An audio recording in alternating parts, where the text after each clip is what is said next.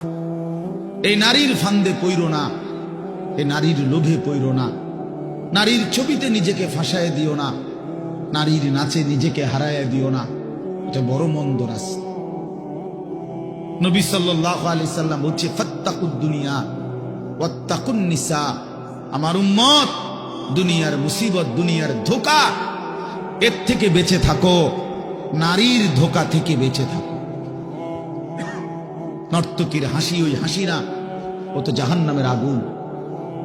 বেপর্দা নারীর অঙ্গভঙ্গি, এ তো অঙ্গভঙ্গি না দোস্ত, ছেলেরা, এ তো জাহান্নামের আগুন।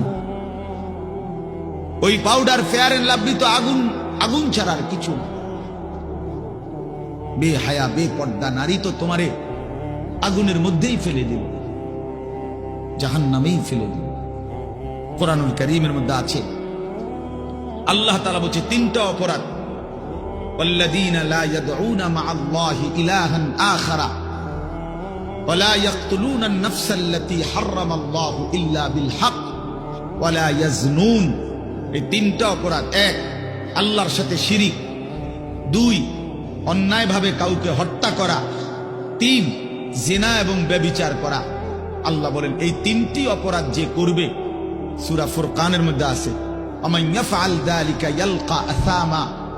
আল্লাহ বলেন এই তিনটি কাজ যে করবে সে নিশ্চিত শাস্তির মুখোমুখি হবে। কেমন শাস্তি?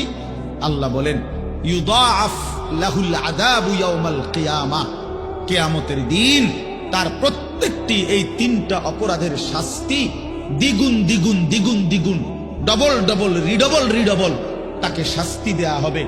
ওয়াখলুদ ফীহি মুহানা, এবং সে অত্যন্ত লাঞ্ছিত হয়ে বেইজ্জতি অবস্থায় অনন্তকালের জন্য জাহান্নামে পড়বে।